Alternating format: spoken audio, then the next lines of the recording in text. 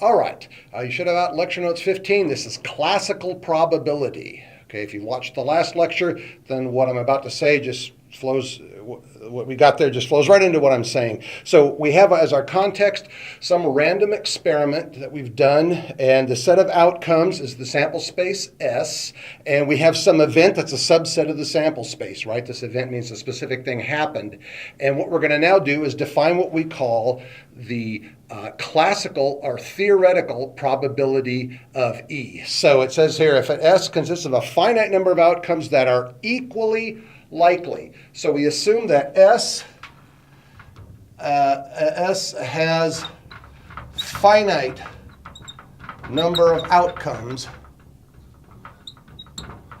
and they're all equally likely. And I'm not going to belabor what we mean by equally likely. It just should be clear. We don't mean that any one outcome is more favored in terms of chance than any other. If that's the case, then we define the probability of the event E to be equal to the number of data points, the number of outcomes in E divided by the number of outcomes in the entire sample space. So it's the fraction of outcomes in the sample space that are in E. This is my definition as long as all of the outcomes are equally likely. So let's look at an example. So recall, the experiment, toss a fair die. Now fair is key here because fair means outcomes are equally likely.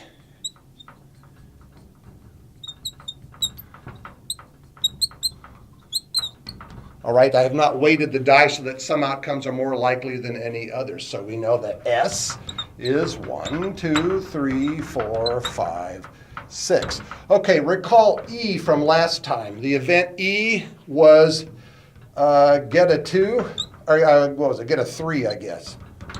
E was this. What's the probability of E? Very simple question.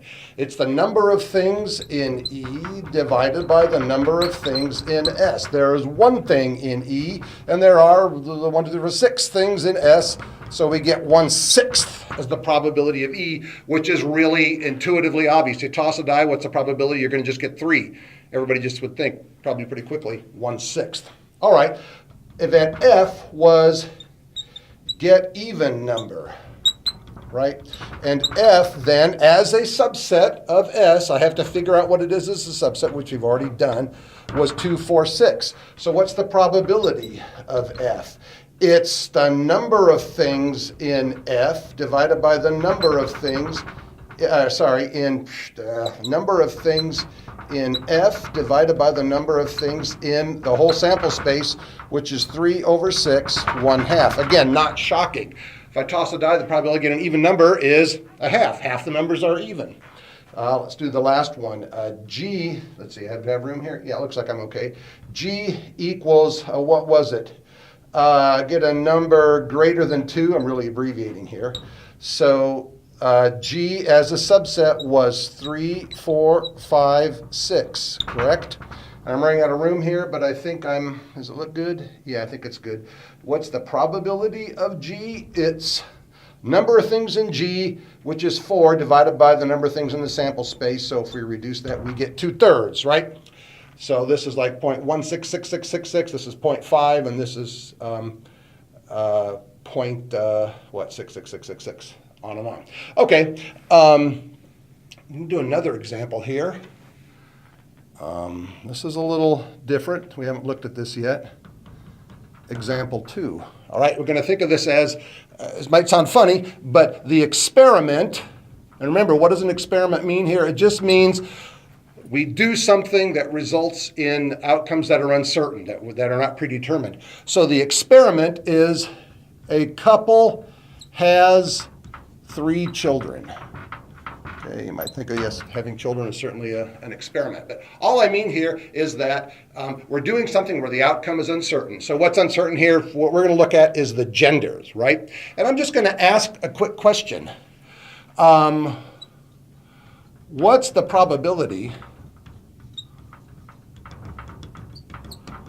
that exactly 2 of the 3 will be girls. All right, what's the probability that exactly 2 of the 3 children will be girls? Let me tell you, when I ask this question, the answer that people jump to is, well, 2 out of 3. It's 2/3, right? So it's 2/3 probability, which looks good because you got those 2 numbers there, and it looks like maybe we should divide them. But what I want to say to you is that we need to think very carefully about what the experiment means, what the sample space of outcomes are, and what the event getting exactly 2 girls means. And when we do that, we can see the answer is not 2/3. And in fact, I don't have anything there, so let me just go forward and tell you that the way to think about this is think equally likely outcomes are sequences of 3 genders. That is to say, the probability of getting a boy or a girl is essentially 1/2 each time. Probability of boy is 1/2, probability of girl is 1/2. And each time a child is born, the gender of that child is not dependent in any way on the previous child, so that I have a sequence of 3 genders, whatever those genders are, if they're all girls or if the first one's a boy and the next 2 are girls or whatever, they're all equally likely. So when I understand that, I can see that the way to break this down into a sample space of equally likely outcomes is as follows. The sample space is, what I will do is I'll write the births in order. So if we have all 3 girls, we'd have a girl, girl, and a girl, right? Maybe we'll have a girl, and then the last one's a boy. Maybe we'll have a girl, then a boy, then a girl. All right? Let's see. I'll do one more. Maybe we'll have a girl and a boy and a boy. So first a girl, then 2 boys. Okay, I think I've taken care of all the possibilities where a girl is first. Let's go to a boy, then girl, girl. So a boy, and then a girl, and then the last one's a girl. Boy, girl, boy. Boy, boy, girl, and boy, boy, boy. If you check carefully, you will see that that is all the possibilities and of equally likely outcomes for this experiment. All right, I'm counting 8 in the sample space S. What is the event E? E is get exactly 2 girls. E, as a subset of S, is there's one outcome that has 2 girls. There's another outcome that has 2 girls. And looks like there's another outcome that has 2 girls. And if you check through, that's it, right? Okay, so the probability of E is now the number of equally likely outcomes in E divided by the number in the entire sample space, and I get 3/8, which is 0.375. 3/8, a lot different than 2/3, right?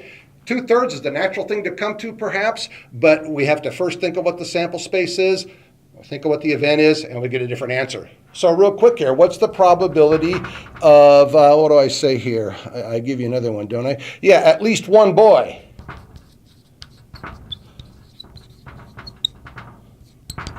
Well, let me come back up here and count the outcomes. I'm going to abbreviate this here. I'm not going to write out. The event would be F, and I should write out that F as a sample, as a subset of the sample space, but we can figure these out. At least 1 boy.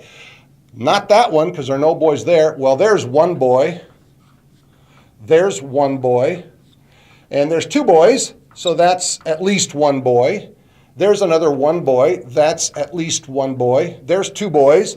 That would be at least 1 boy. That would be at least 1 boy. And certainly all 3 boys would be at least 1 boy. If you count that up, I think it's 7/8, right? Which I guess is not that surprising. All right, let's see if we can squeeze in one more example here. Maybe I'll go to green. So what I say here is that what we're really doing, isn't it the case that in each case we are measuring the relative size of the event inside the sample space? And when we have a finite number of outcomes that are equally likely, the size of the sample space is just count out the points. The size of the event is just count out the points in the event and do that division. All right, but more generally, what do I say down here? I say more generally that the outcomes, even if the number of outcomes is infinite, if the number of outcomes equally likely, then we can define the probability of E as the relative size of E in S. The relative size here we just had to count. But in examples 1 and 2 above, we measure the size by counting, as I say, but it makes sense then that if you read what I have there, the probability of E should be the size of E divided by the size of S, which is the number of things in E divided by the number of things in S. But now look at example 3. It's a little different. And we have the 2 foot by 2 foot dartboard, right?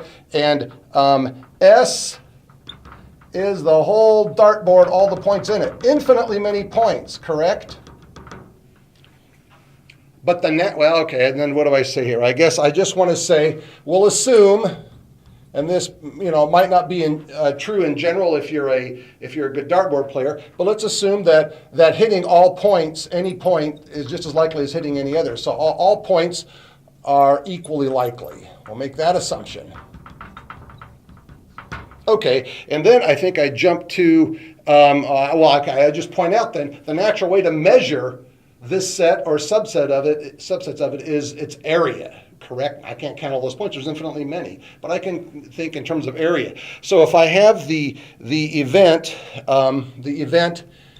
E was you hit in the upper left-hand quadrant. Okay, so E was that, correct?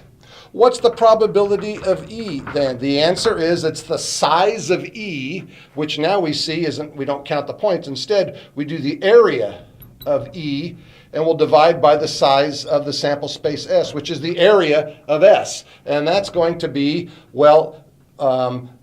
the whole thing is 2 by 2, correct? Am I a little bit off there, but you can still see 2 by 2. And this one right here, this little square right here is 1 by 1. So the answer is 1 times 1 divided by 2 times 2. So obviously it's 1/4 or 0.25. You didn't really need me to tell you that. It was really clear, but it's good to get in your head what we're doing. We are measuring the size of the event inside the size of the sample space, doing that division to get the probability, right? This one's really easy. I think the ones over here with the die was also easy. The one in the middle here, I think, is a little bit, took a little bit of work. And I'm sorry, you probably can barely see me. I guess we'll stop.